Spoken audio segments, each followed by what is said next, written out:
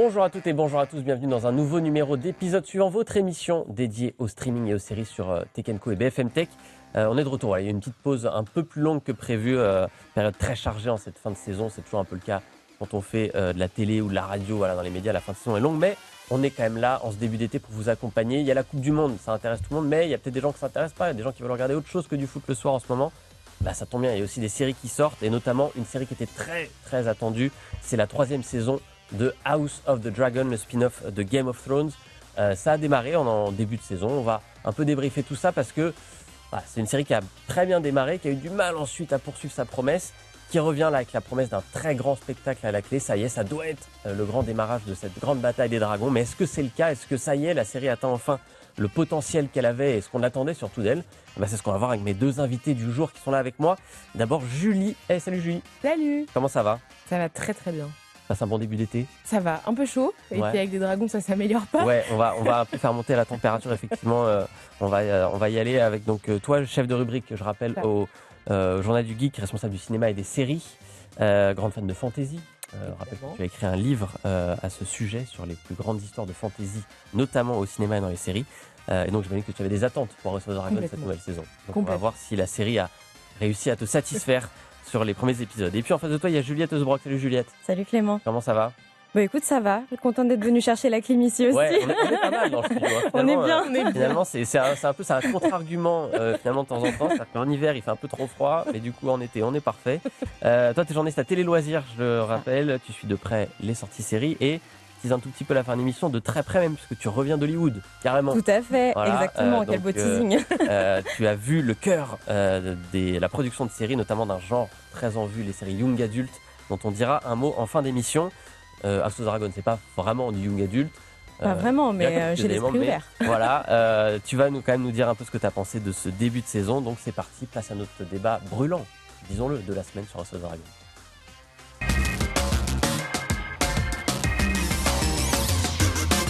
Alors, si vous êtes encore là après ce magnifique générique qu'on a pour cette émission, mais que vous n'avez pas vu le début de la saison 3, faites pause, mettez-nous en favoris et vous revenez quand vous les avez vus parce qu'on va quand même un petit peu s'appuyer sur l'intrigue des premiers épisodes. Les 3 premiers, je précise, c'est ceux qu'on a vus, qui sont sortis par ailleurs pour le grand public. Nous, on a aussi vu les mêmes. Voilà, on va potentiellement un peu vous spoiler, d'autant que il se passe déjà beaucoup de choses dans ce début de saison, beaucoup d'événements. Donc voilà, n'allez pas plus loin si vous ne les avez pas encore vus. C'est bon, vous êtes partis, on continue.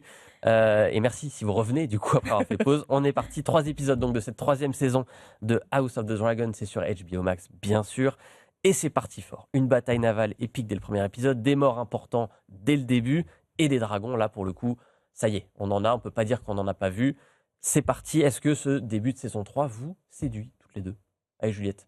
Eh ben écoute, moi oui, au-delà de me séduire, ça me réveille puisque j'étais partie sur une petite sieste en saison 2. Comme voilà. beaucoup de gens. Hein. Exactement. Et non, je trouve que justement ce début de saison 3 a des allures de finale de saison. Et d'ailleurs, il me semble que ça aurait dû être le final de la saison 2. Ouais. Et ils ont fait des changements, notamment à cause des morts concernées qu'ils voulaient un petit peu retarder.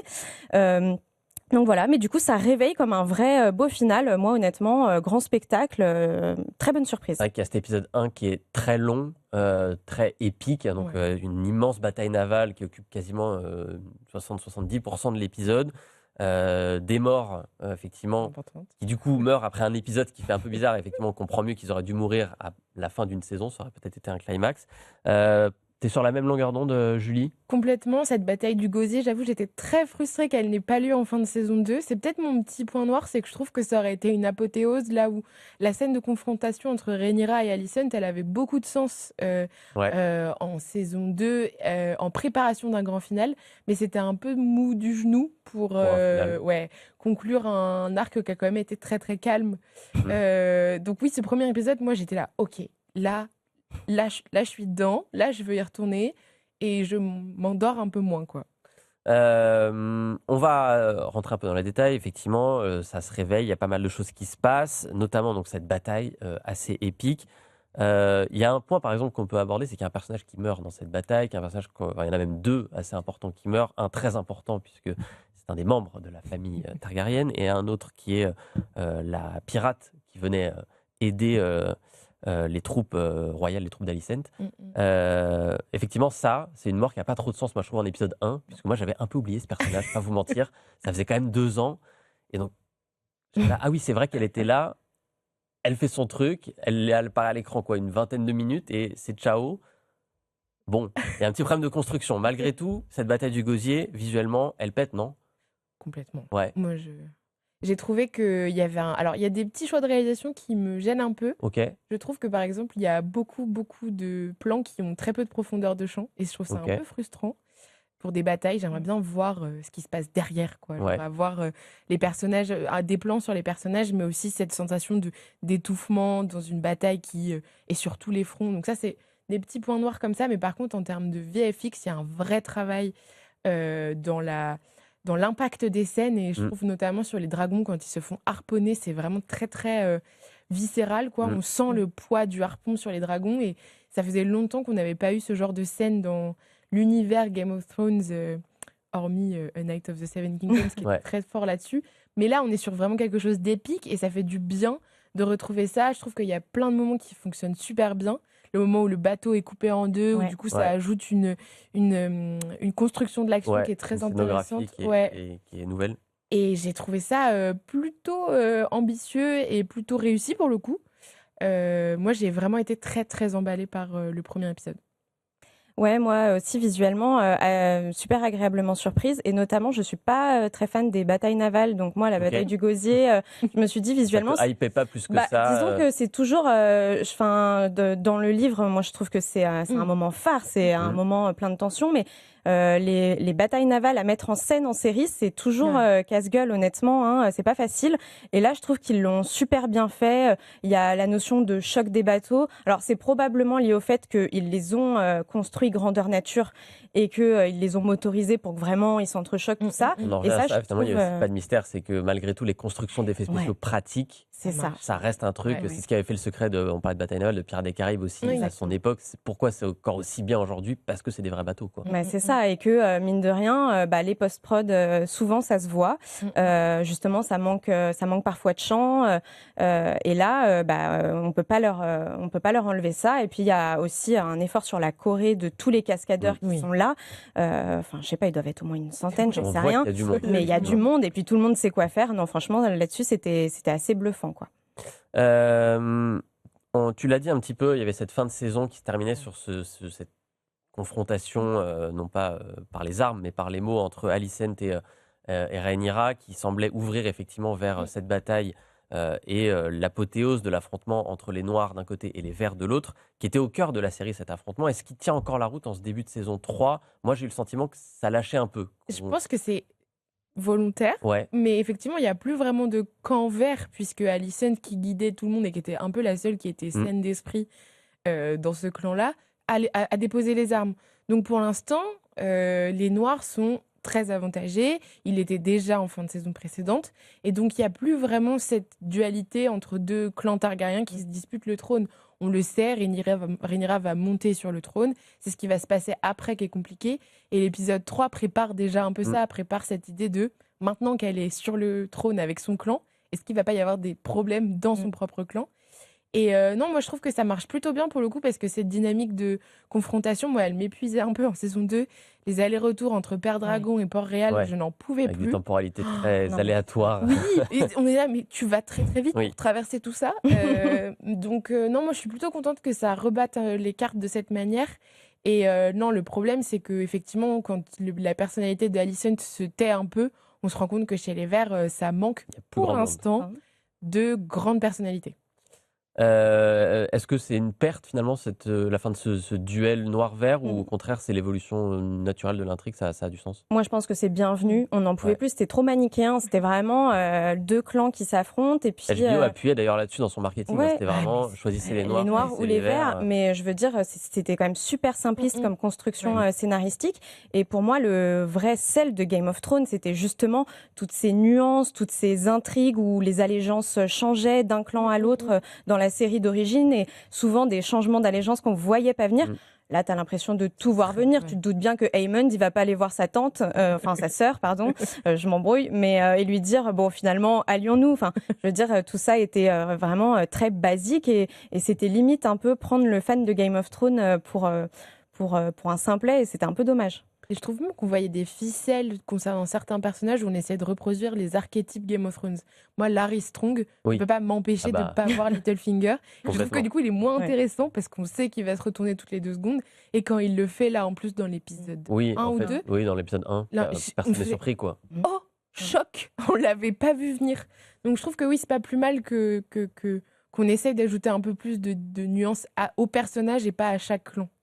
Il y a notamment un personnage qui est un peu plus important, même s'il était déjà dans ce début de saison, c'est Corlys Velaryon, donc le maître des bateaux de Rhaenyra, qui était déjà un personnage assez intéressant puisqu'il était au cœur de ce règne, enfin de ce clan des Noirs. Est-ce que là, il prend de l'ampleur? On voit ses fils, il y a une relation filiale qui s'établit, il est au cœur évidemment de cette première bataille navale en tant que maître des navires. Son arc, qui vous paraît intéressant? Moi, j'ai l'impression que c'est un peu le personnage qui va émerger dans cette saison. Qui peut jouer un rôle un peu prépondérant. Est-ce que vous trouvez plutôt réussi cette entrée en matière pour lui dans cette saison? J'espère pour lui, parce que moi, honnêtement, je trouvais que justement, il avait un arc qui était très lisse, très plat, et malgré pourtant la notion de deuil, tout ça, où on aurait pu en faire quelque chose de très enragé aussi, parce que ça reste quand même le grand chef de guerre du clan de Rhaenyra. Pour le moment, il me semble très lisse. Alors effectivement, je trouve que l'arrivée de ses fils apporte quelque chose. J'ai juste peur que ce soit pas plutôt ses fils et notamment le dragonnier qui vraiment prennent la place et parce que c'est un acteur en plus qui est assez charismatique. Tout de suite dans l'intrigue, on s'attache à lui, on a envie de le suivre et on a envie de l'encourager.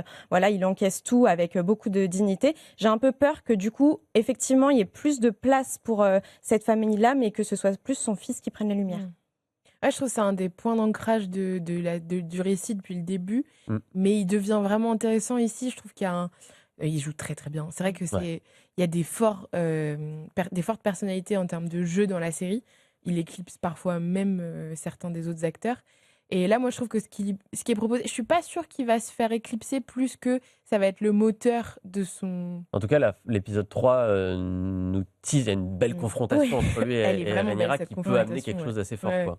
Ouais, moi j'ai trouvé que cet épisode 3, justement, il avait vraiment bien réussi la bascule vers le thriller psychologique et c'est en grande partie grâce à cette scène-là et puis tout l'arc de Rhaenyra, mais effectivement, il est très très intéressant et on commence peut-être enfin à avoir des personnages qui valent le coup en dehors de Daemon et Alicent. C'était un peu là que je voulais revenir, effectivement, c'était que jusqu'ici, c'était quand même très centré sur 3-4 personnages. Allez, il y avait quand même Alicent, Rhaenyra, Daemon. Mais après, en fait, finalement, les fils d'Alicent, bon, ils sont un peu stéréotypés. Il y a le roi un peu faible et le frère qui a voulu être roi complètement fou, qui fait n'importe quoi. Du côté de Rhaenyra, il y avait effectivement un peu Corlys, mais qui était placé un peu de côté, comme le mec fiable sur lequel on s'appuie. Et même Rhaenys, à l'époque, était même Rhaenys, effectivement, pas hyper étoffé, en fait. Peut-être que là, il serait temps que la série, justement, fasse émerger d'autres personnages que ces 2 reines qui s'affrontaient, quoi, non? Je suis complètement d'accord, surtout que moi, je trouve que Emma Darcy s'en sort pas trop mal dans le rôle de Rhaenyra, mais parfois, son personnage est écrit de manière très bizarre, notamment dans cet épisode 3, où je trouve que l'écriture de l'épisode en elle-même est vraiment très intéressante, mais la manière dont elle est développée, je trouve pas ça hyper juste par rapport à ce qu'elle était jusqu'ici. Et donc, oui, effectivement, d'avoir des personnages un peu plus... On voit le personnage Hightower qui vient d'arriver. Je trouve que lui, par exemple, m'intrigue beaucoup. J'ai hâte de voir ce qu'ils vont en faire. Il y a eu effectivement depuis le début de la saison 2 ou 3 additions de nouveaux personnages. Il y a aussi un personnage dont j'ai pas retenu le nom, soit il n'a pas encore été donné, mais qui vient aux côtés de Daemon se battre, qu'on retrouve où il a l'impression que ça va être un ennemi, mais en fait non, ils se retrouvent sur le champ de bataille ensemble, qui a l'air assez charismatique. Il y a effectivement le nouveau personnage de la famille Hightower, qui est incarné par un acteur qu'on a vu, en plus c'était en plateau dans James Norton, dans House of Guinness. Dans House of Guinness, voilà. Il est dans 2 séries House of, varier son jeu, mais voilà, peut-être que ça... Il y a un petit côté Game of Thrones, justement, peut-être d'étoffer avec d'autres familles, de enfin voir... sortir un peu de King's Landing et de Tarragon, j'ai envie de dire. Quoi. Alors, il y a ça, mais moi, j'ai un peu peur des faux espoirs, parce que j'ai l'impression que House of the Dragon nous a quand même pas mal placé de personnages en nous disant vous allez voir, c'est des personnages que vous allez soit adorer, soit détester. Notamment, je pense à Sir Kristen Cole. Alors, on peut pas le saquer, hein, mais par contre, il est plus. C'est plus qu'on le déteste à cause d'une forme de passivité, même pas à cause d'une forme d'intellect. Et je trouve qu'effectivement, là, le personnage d'Hormone Hightower rapporte quelque chose de l'intellect manipulateur dont on manque, parce que là, on a soit des gens qui sont très guerroyeurs, soit des gens qui sont très intrigues de cour. Mais voilà, on n'a pas des Tyrion comme on pouvait avoir. Et voilà, donc j'espère que ça fera partie des développements à venir dans la saison 3 et dans la saison 4, mais...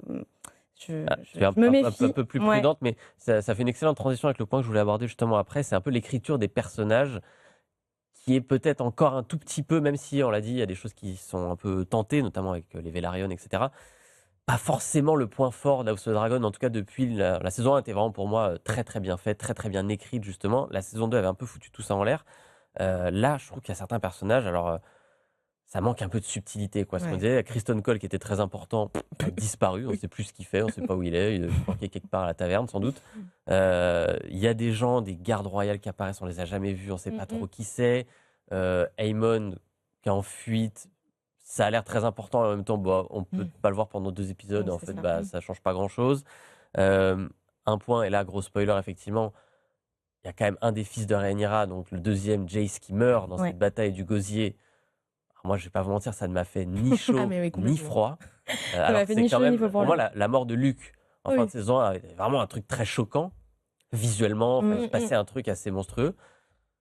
Là, moi, j'avoue que je suis à la fin de l'épisode, je suis resté en fait, cette mort, moi, m'intéresse pas par rapport à Jace. C'est-à-dire que Jace, il est là, il est pas là. Pour moi, c'est pareil. En plus, on l'a pas développé. Non, on l'a pas développé. Et puis, quand on le développait, il était à moitié tête à claque, à enfermer sa mère dans sa chambre. Voilà. C'est le seul truc fort qu'il a fait, en fait, c'est d'enfermer sa mère dans sa chambre. Mais ça arrive un peu comme un cheveu sur la soupe mais depuis quand il a ce caractère. En fait, la saison précédente, il a vraiment juste passé son temps à rassembler des chefs de guerre, ce qui est intéressant. Mais on lui a pas donné de portée émotionnelle, c'est-à-dire qu'on comprend qu'il se passe quelque chose avec sa demi-sœur, qu'il y a une espèce d'amour naissant entre les deux. Donc on la montre en deuil au moment où il meurt. Mais on a tellement peu construit cette intimité que finalement, même le moment où Rhaenyra pleure Jace, moi j'étais là, j'étais plus gênée que émue, oui, moi aussi, parce que du coup, on se rattache pas à elle. On se dit, elle a perdu un fils en même temps. Il était tellement insupportable et tellement inutile au fond que... Mais même, justement, tu parlais de son amour naissant, même Baela et Rhaena, en fait, c'est quand même des personnages qui ont un vrai potentiel, et je pense notamment, forcément, dans cette saison à Rhaena, voilà, avec justement ce qui se passe dans le premier épisode. Et moi, c'est là où je trouve que la mort de Jace est réussie, c'est que toute la séquence où, en fait, il se fait attaquer par elle contre son gré parce qu'elle n'arrive pas à maîtriser son dragon. Et pour moi, ça crée une vraie tension. Moi, mais j'étais avec elle, en fait, j'étais pas avec lui. Oui, voilà, mais j'étais avec elle et je me disais, mais la pauvre, c'est horrible. Elle, on l'arrivait à se mettre un peu dans sa tenue de dragonnière, de dire, voilà, mais ça doit être horrible, on est à la commande d'une bête qui est énorme, qui casse sa tête et qui est en train de tuer. Et justement, cette bête énorme, on se dit, on pourrait créer quelque chose entre elle et la bête. Enfin, il y a quelque chose vraiment à développer. Elle, on se dit, elle est forcément spéciale pour réussir à maîtriser ce dragon. Voilà, on se dit ça. Et puis, là, ça fait 2 épisodes qu'on la voit plus, quoi. Et donc, c'est pareil, on se dit, on va peut-être la revoir en fin de saison, ou probablement il va se repasser quelque chose. Mais... Parce que foncièrement, pour l'instant, le clan des Noirs ne sait pas qui était ce dragon, pourquoi il a attaqué. Donc je pense qu'elle va devoir se cacher un petit peu. Elle aura un rôle sans doute à un moment au Valdarine pour peser dans l'histoire. Est-ce que vous pensez que ces soucis d'écriture, malgré tout, faut revenir aux matériaux sources, c'est-à-dire que le livre de base, c'est pas des romans, c'est une chronique avec des morceaux qui parfois sont un peu plus développés. Typiquement, la bataille du Gosier est effectivement assez bien développée dans le livre, Feu et Sang. En revanche, il y a des moments qui passent très vite. Et donc ça, malheureusement, les scénaristes font avec, et on se retrouve peut-être parfois dans ce qui s'est passé à la fin de Game of Thrones, c'est-à-dire que des scénaristes qui doivent un peu improviser des choses, tenter des choses avec des personnages que peut-être George R.R. Martin n'aurait pas eu en tête lui. Et là, on se rend compte que c'est un peu la limite, quoi, non ? Je crois qu'il a dit d'ailleurs qu'il ne l'avait pas en tête. Effectivement, on tire une matière qui n'existe pas, parce qu'on veut faire des chroniques en 4 saisons. Et donc forcément, on est obligé d'inventer. Après, ça peut avoir du bon aussi de se détacher du matériel source. Mais effectivement... ça s'est mal passé là en saison 2, en tout cas entre Ryan Condal, qui est le showrunner de la série, et George Martin. En saison 1, a priori, ça s'était très bien passé, mais George Martin a dit qu'en saison 2, plus personne ne l'écoutait, que tous les retours qu'il faisait et sur les personnages et les intrigues, rien n'était pris en compte. Du coup, je pense qu'il a quitté le navire aussi. Et donc maintenant, on est sans le grand maître de cette histoire. Donc pour moi, ça se ressent aussi. Ouais, de fou. Et on sait ce qui s'est passé la dernière fois qu'il n'était plus à bord, entre guillemets, de sa propre histoire. Après, oui, il a plus accompagné David Benioff et D.B. Weiss sur la fin de Game of Thrones en leur donnant des lignes directrices où là, vraiment... j'imagine qu'il a peut-être fait beaucoup de retours. Peut-être que HBO s'est senti submergé parce que le bonhomme a beaucoup de choses à dire à part finir ses romans. Mais oui, effectivement, ça se sent. Et même, je trouve que cette manière d'étirer la série, moi, en fait, je pense que 2 saisons auraient largement suffi. On pouvait même en faire foncièrement 2 films au pire. Mais là, c'est un peu le souci de cette chronique qui est feu et sang, c'est-à-dire qu'elle commence bien plus tôt que la série, avec peut-être une autre série, on en parlera juste après, qui pourrait naître d'une autre partie du livre. Elle commence quand les 2 reines sont adolescentes, elle va se terminer, cette chronique, bien après leur règne. Il faut piocher là-dedans, effectivement, peut-être qu'il aurait fallu resserrer, repiocher ne serait-ce que dans 50 pages de moins et faire un truc plus resserré. Malgré tout, tu disais, il y aura une saison 4, ça a vocation à se continuer. On ne sait pas jusqu'où encore. La 4 doit être la dernière. La 4, c'est la dernière. Voilà, on n'est jamais sûr de rien, mais a priori, voilà. Est-ce que vous voyez ça quand même arriver à tenir la distance sur une saison 4 moi, en termes d'écriture, je parle. Effectivement, on a évoqué a priori le spectacle sera là. Le début de saison nous a rassurés, mais l'écriture sera importante. Game of Thrones, c'était aussi une écriture. Dans Feu et Sang, il se passe encore beaucoup de choses après le point où on en est maintenant, effectivement. Et Ryan Condal, c'est vrai qu'en conférence de presse, quand il lui a été reproché qu'il se passait rien en saison 2 et que l'intrigue n'avançait pas et qu'il lui restait 2 saisons à faire, il a dit mais on peut pas juger une série au milieu, on juge pas un match au milieu du match, on regarde le score à la fin, c'est ce qu'il a dit. Alors. Sauf que les heures sont longues, et puis, les années aussi. Arrête au bout d'un moment. C'est ça. Donc moi j'ai peur que on se soit perdu dans un fouillis d'une saison 2 qui est trop longue, qui tire trop une période qui n'est pas tant intéressante que ça, pour après aller très vite sur des choses qui auraient pu être très épiques, très bien installées, etc. Donc, j'ai peur qu'on ait un problème d'équilibre. D'autant que ce qui nous attend un peu après, sans aller spoiler ou quoi, pour ceux qui ont lu le livre, vous êtes peut-être au courant, mais effectivement, on va passer à d'autres personnages qui sont déjà pour certains présents, évidemment, puisqu'on ne va pas faire un bond dans le temps de 200 ans, bien sûr, mais de quelques années, il y a d'autres gens qui vont accéder au trône, etc. C'est sûr qu'il va falloir faire émerger ces personnages à un moment et leur donner un peu plus de place. Parce que là, en fait, à partir du moment où on va mettre Rhaenyra et Alicent de côté, on va se demander un peu à qui on va confier les clés, quoi. Concrètement, oui. Et surtout que la série a vraiment passé trop de temps à se construire qu'autour d'elle. Et donc, moi, j'ai très peur de cette deuxième moitié de saison aussi, après l'épisode 2. Qui a démarré très fort et qui... J'ai très peur du contre-coup. Voilà, de la série qui va freiner des 2 pieds encore. Mais à voir l'épisode 3, sur le papier, j'avais vraiment peur de ça, de ce changement de rythme. Et au final, je trouve que ça marche plutôt bien. Donc, à voir comment ça se dégoupille. Mais il va falloir être solide. Il nous reste une moitié de saison pour voir ça. On va dézoomer un tout petit peu pour terminer ce débat, puisque donc, je le disais, il n'y a pas que House of the Dragon dans l'univers Game of Thrones. Il y a eu A Night of the Seven Kingdoms, on en a parlé, qui était... plutôt une réussite dans son genre, dans un genre très différent pour le coup, loin de l'épique, loin des batailles de dragons, etc., mais qui justement avait certains atouts, même si, moi on en avait parlé dans l'émission, je vous renvoie à aller la regarder si ça vous intéresse sur YouTube. On se demandait un peu à quoi servait cette série, voilà, mais ça avait un côté très sympa. Il y a d'autres choses qui vont arriver. Qu'est-ce qui nous attend un peu justement, hormis cette saison 4, donc qui n'arrivera que dans 2 ans par ailleurs. Il va y avoir un film. Déjà, ça c'était la grosse annonce de... Alors ça faisait un moment que ça traînait dans les petits papiers de la presse américaine, mais effectivement, il va y avoir un film sur Aegon le Conquérant. Donc le Aegon originel. Il y a le début de la chronique Feu et Sang, comment les Targaryennes sont arrivées. Qui va raconter comment il a rassemblé les couronnes parce que son rêve, le prince qui fut promis, l'a conduit à réunir tout Westeros pour affronter la menace des marcheurs blancs. Donc ça, je suis assez curieuse de voir ce que ça va donner. Pour l'instant, il n'y a pas de réalisateur et non, il y a vraiment rien. C'est juste que c'est un projet, quoi. Et comme beaucoup de films, ce qui est plutôt une bonne nouvelle. Déjà pas mal. Oui. On parlait hors émission de Mandalorian et Grogu. Ça va être intéressant. Mandalorian et Grogu était un peu le premier vrai film tiré d'une plateforme de streaming, d'une série de plateformes de streaming. Ça n'a pas marché. Voilà, pour reprendre les mots d'Emmanuel Macron, je ne dirais pas que ça n'a pas marché. Enfin, je ne dirais pas que c'était un échec, mais ça n'a pas marché. Là, il va y avoir un peu ce même pari. Ouais. C'est-à-dire que Game of Thrones avait une empreinte culturelle folle. Ouais. Pas sûr que ce soit le cas d'House of the Dragon. On en parlait un tout petit peu aussi. Ça fait pas le même buzz malgré tout. Il n'y a pas ce côté, on attend l'épisode, on en parle sur les réseaux, machin. Il y a des gens qui en parlent évidemment, mais est-ce que ça sort de cette communauté-là? Pas certain. A Knight of the Seven Kingdoms, soyons très honnêtes, est passé assez inaperçu quand même. Ça reste une petite série. Est-ce qu'on peut transposer Game of Thrones sur le grand écran?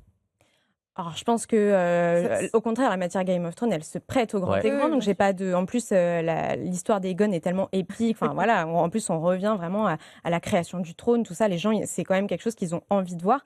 Maintenant, j'ai peur que si House of the Dragon n'a pas très bien marché, c'est aussi parce qu'elle ressemble en beaucoup de points à Game of Thrones. C'est-à-dire que même unité de lieu, les familles sont les mêmes, etc. Et donc, du coup, on peut trop comparer House of the Dragon et Game of Thrones. Contrairement à A Knight of the Seven Kingdoms, qui, même si n'a pas fait un grand buzz, mais proposait autre chose. Et là, j'ai juste un peu peur que du coup, on y revienne, on repart sur un Targaryen, on repart sur du dragon, on repart sur Port-Réal. Donc, moi, je pense que c'est une bonne nouvelle que ce soit un film et que ça reparte pas en série. Je pense que sur le grand écran, ils peuvent faire quelque chose de vraiment canon. Maintenant, j'ai juste peur que voilà, on s'ennuie. J'ai l'impression qu'on tourne autour du même rond-point.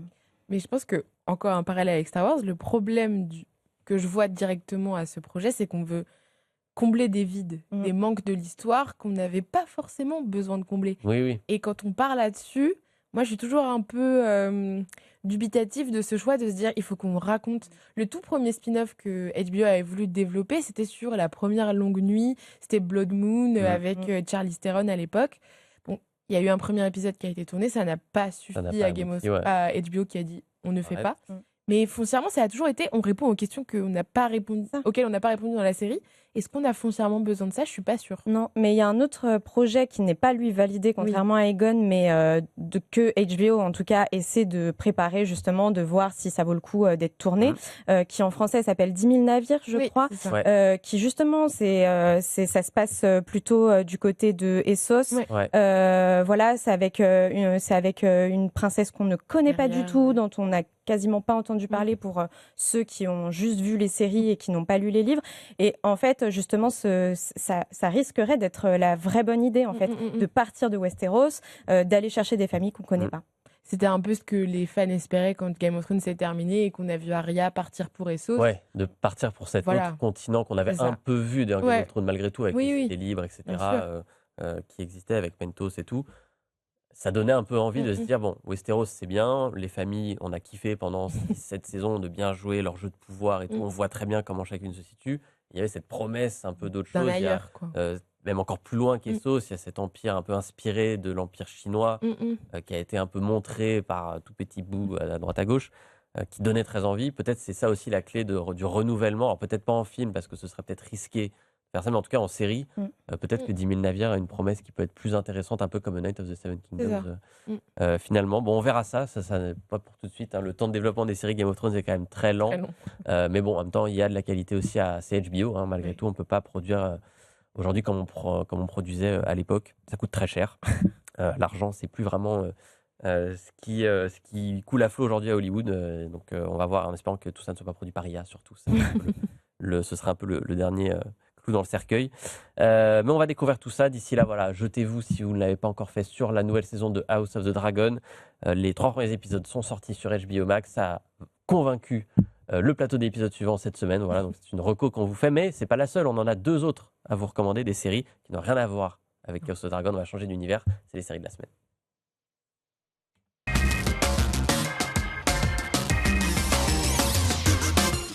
Voilà, vous n'aimez pas le football, vous n'aimez pas les dragons, pas grave.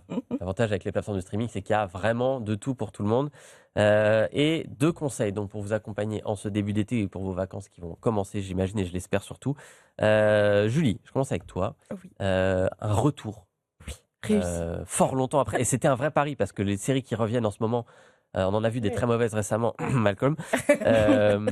Mais là, c'est Scrubs qui revient pour une saison 10. Oui. Ça se passe sur Disney+ chez nous. J'ai adoré. Voilà, bon, Bill Lawrence, je ne sais plus s'il faut présenter le monsieur, mais... Quelque part, il faut, parce que Bill Lawrence, tout le monde maintenant a un peu cette hype Bill Lawrence pour ce qu'a fait Bill Lawrence récemment, c'est-à-dire Ted Lasso, Shrinking, Rooster récemment, etc. En revanche, moi, je ne savais pas, jusqu'à il y a assez peu de temps, que Bill Lawrence était derrière Scrubs aussi.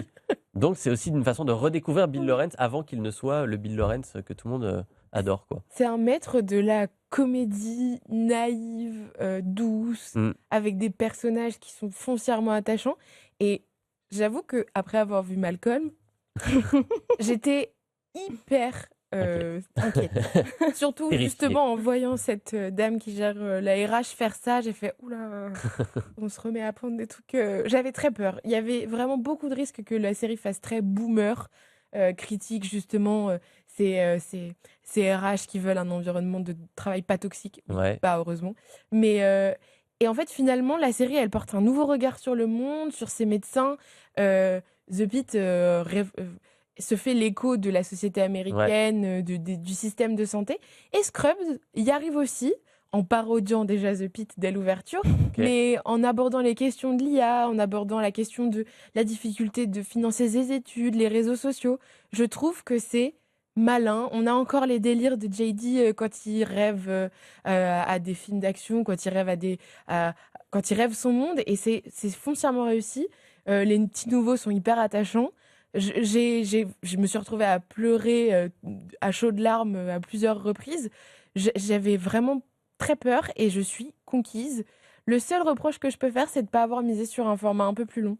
Je trouve que 8 épisodes, c'est un peu court. J'aurais aimé qu'on suive une année entière. Devenu malheureusement la norme, entre guillemets. Malheureusement. Parfois heureusement d'ailleurs. Oui, parfois heureusement. Mais malheureusement, effectivement, quand c'est bien, 8 épisodes, c'est court. C'est court. J'aurais bien aimé avoir un petit épisode de Noël, un petit épisode de Thanksgiving. Comme à la bonne époque. Cette temporalité où on s'est dit ça nous accompagne sur une année.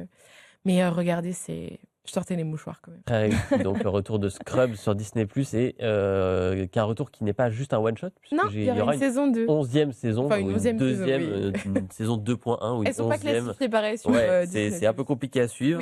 11 si vous êtes là depuis le début, 2 si vous prenez le train maintenant.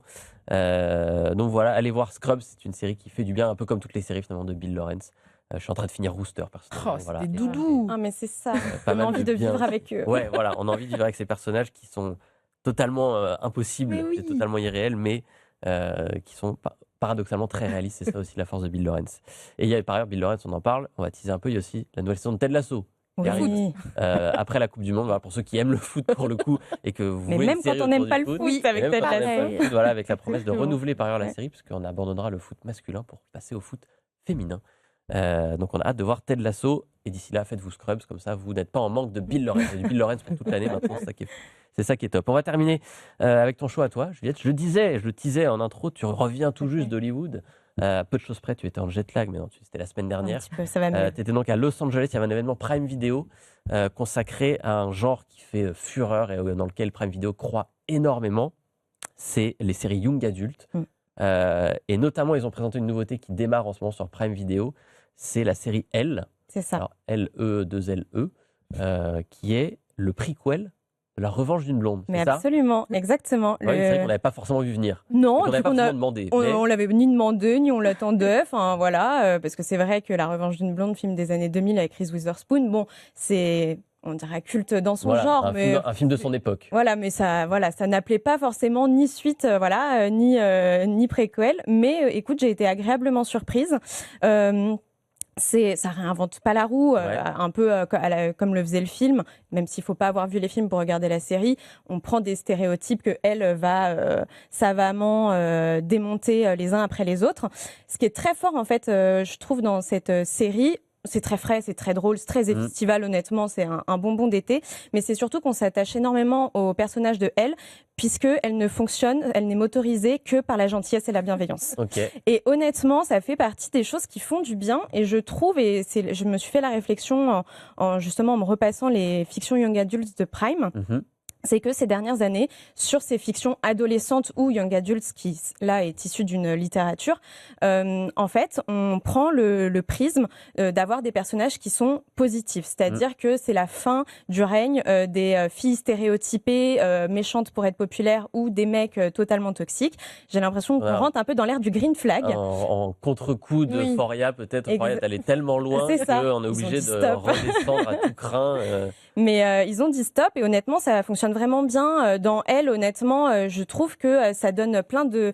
En plus, elle se retrouve propulsée à Seattle où personne n'est content, tout le monde est dépressif. Et en fait, elle arrive à insuffler son optimisme à tout le monde, mais vraiment juste avec gentillesse. Et je trouve que c'est un phénomène aussi qu'on a vu avec Off Campus, qui a été un raz-de-marée série ces derniers séries mois. Qui parfois n'ont pas de retentissement social. Pour le coup, Off Campus, on l'a vu partout. Sur les réseaux, c'était partout. Et je pense que la raison principale pour laquelle ça a aussi bien marché, parce que des séries comme type Off Campus, on s'en bouffe quand même 15 dans l'année. Et pas forcément des bonnes. Et pas forcément des bonnes. Et là, en fait, c'est vraiment le côté positivité. Les personnages, sont tous green flag. Exactement, j'ai pas d'autres termes. Et voilà, je trouve que ça, c'est quelque chose de très positif en fiction. On se détache. Et puis, pour les cibles, les cœurs de cible dont je ne fais plus partie maintenant. Mais voilà, ça dit aussi aux jeunes filles, aux jeunes hommes que la safe place, c'est sexy, qu'ils peuvent avoir des belles histoires d'amour et d'amitié. D'autres modèles sont possibles que ceux qu'on nous a fourrés dans le crâne depuis 30 ans. Et elle en est un super exemple. Donc rien que pour ça, voilà. Et puis Lexi Maintree qui reprend Reese Witherspoon est bluffante de ressemblance et de mimique. Oui, ça, parce que je sais pas si elle joue bien parce que j'ai pas vu la série, mais alors moi, quand tu m'as parlé de la série, que je suis allé regarder la bande-annonce, je me suis dit, mais c'est pas possible, ils ont rajeuni Reese Witherspoon à la comment s'appelle le film de Scorsese là, The Irishman. The Irishman, c'est pas possible, c'est elle. Non, et alors, ce n'est pas elle. Ce n'est pas elle. C'est fou. Alors le casting, alors, je sais pas comment ils l'ont trouvé, mais alors c'est Reese Witherspoon qui l'a trouvé avec l'équipe de prod. Elle est productrice sur la série et ensuite elle l'a coachée sur les mimiques de Elle Woods. Donc je pense que c'est aussi de base, elle lui ressemble énormément, mais vraiment sur le mimétisme, il y a eu un vrai travail qui a été fait. C'est assez bluffant, moi, ça me donne envie. En tout cas, effectivement, 2 séries très positives. Ça fait du bien, effectivement, en ce moment. Même la Coupe du Monde que j'adore me donne envie de crever la moitié du temps entre les scandales de la FIFA et autres trucs. Donc, voilà, des séries qui font du bien. Je vais finir Rooster, j'enchaînerai avec Scrubs. On va regarder Elle. Voilà, faites-vous plaisir cet été à regarder des séries qui vous font du bien. Et finissez House of Dragon quand même si c'était un peu plus toxique par moment. Mais bon, c'est pas parce qu'un fils embrasse sa mère que tout de suite. Faut monter sur ses grands chevaux. Voilà, on peut plus rien faire. Mais voilà, régalez-vous avec les séries en tout cas, faites-vous plaisir tout l'été. Nous, il nous reste quand même une dernière émission la semaine prochaine. Je vous lâche pas avant de partir. Merci à toutes les deux d'avoir été avec moi aujourd'hui pour ces super débats, ces super recos. Je rappelle, Juillet, on peut te lire sur le Journal du Geek. C'est ça. Dans les rubriques cinéma et streaming. Et Juliette Zrock, on peut te lire toi dans Télé Loisirs sur les séries. Allez lire leurs papiers, allez lire leurs critiques, leurs chroniques, leurs news. C'est le meilleur moyen de se tenir informé de ce qui sort et surtout de faire le tri. Surtout, c'est ça qu'on n'arrête pas de dire, il y a trop de séries qui sortent toutes les semaines. Donc il faut faire le tri. On vous aide, nous, modestement, à notre rythme, à essayer de le faire, mais elles le font bien plus régulièrement que moi, c'est-à-dire tous les jours, globalement. Voilà. Donc allez lire ce que font Julie et Juliette. Merci encore une fois toutes les deux d'avoir été là aujourd'hui. Et merci à vous de nous avoir écoutés, de nous avoir suivis tout au long de la saison. On arrive vers la fin de la saison. N'hésitez pas, malgré tout, à vous abonner si ce n'est pas déjà fait, à aller checker le podcast si vous préférez nous écouter en voiture. Par exemple, sur la route cet été, vous voulez vous faire le best-of d'épisode suivant, c'est possible. On est en podcast, vous vous mettez, vous branchez sur la voiture et c'est parti. Si au contraire, vous avez trop chaud, vous fermez les volets chez vous, vous mettez YouTube et vous avez toute la playlist. C'est pareil sur BFM Tech. Régalez-vous, matez des séries, matez nos émissions, faites-vous plaisir. Et moi, je vous dis à la semaine prochaine pour l'épisode suivant.